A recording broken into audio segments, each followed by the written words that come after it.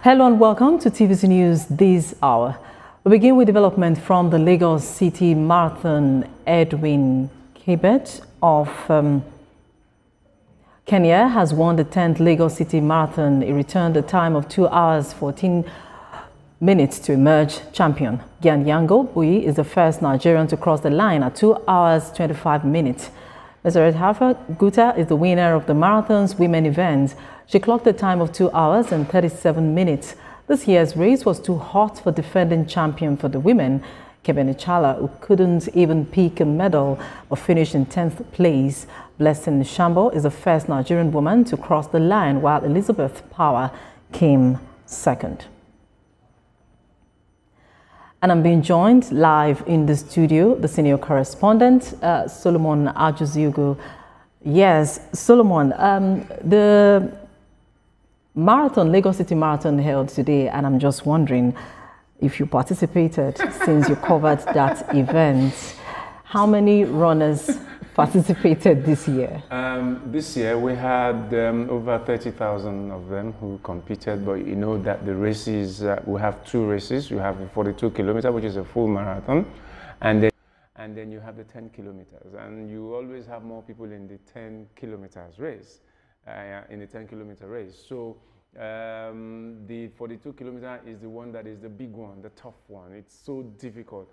And that's where you have Kenyans, Ugandans, Ethiopians, Eritreans, and people from outside Nigeria come to compete in. The 10 kilometers is where fun runners and some local runners, because they get to win some outstanding prizes. So a lot of people come to do that one. You could get a car for winning that. You could, you know, so fun runners take part in that. So for me, talking about whether I ran, well, covering a marathon, such a big event, a gold level race for that matter, is as stressful as running the race itself, you know. And all my feet, they are aching right now, standing for so long. For while you are covering the competition, you keep standing, you know, from start to the finish, you know. And they have to run from the National Stadium in Surulere, go through Ikorodu Road, then to Anthony, then go through Bagada, Charlie Boy to Iyanoworo, then come on the 3rd Mainland Bridge, then get into Osborne, eventually to Bodilon, where they now go over the Lekki Link Bridge, then get to the toll gates on Ozumbamba, come out on Ozumbamba Way, before then negotiating their way through Victoria Island to Amadu Bello, then into Eko Atlantic City, where, you know, they stopped the race. So it's such a tough race, and the Kenyans have won it again. Okay, so I was going to ask that it's looking more like an all Kenyan affair. I mean, this competition has been largely dominated by East, African, runners from Kenya. And talk to us more about Kibet's win. How did it happen? Okay, so first, it is not surprising that Kenyans win this sort of race, or Ethiopians win it, or Eritreans win it. Sometimes Ugandans, because it is their fault. They are long-distance runners.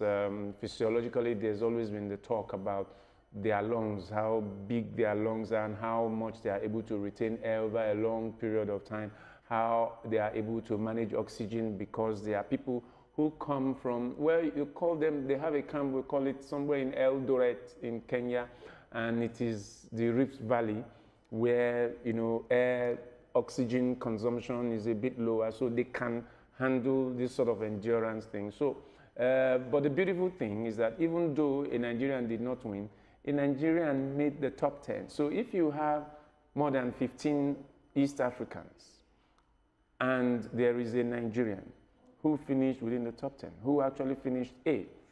That is a plus. We had 2 Nigerians, both from male and female category. So that is a plus for Gyanyango. Any hope for Nigeria, and particularly about that? After 10 years, for someone to get into the top 10, that is a plus. It means that he was able to defeat some Kenyans, he was able to defeat some Ugandans, some Ethiopians, to be able to get into the first 10. Now, the first 10 will get prizes for running.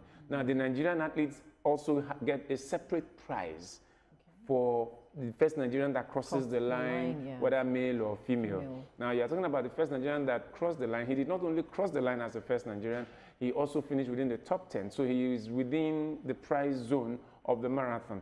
And this is a beautiful thing. And it shows that, okay, maybe this is the first decade. At the end of the first decade, a Nigerian got into the top 10. Maybe the second decade, maybe 2 more, maybe 1 more, and maybe with consistent marathon running, then we'll be able to produce people who can run. Yeah. Now, the governor, I mean, this is a Lagos thing, and the governor was also there today, and he talked about trying to make it bigger, you know, going forward, that it is time to move it to the next level. It's a gold label race. They were hoping that after this race, they will be able to get the platinum label, so that it will become the first platinum marathon in the whole of Africa. Okay, but so that seems a bit we look tough forward now. to that. We'll see how that you know, pans out in subsequent competitions. So Thanks too. indeed for that update, Solomon. Yes, in other news, Nigeria's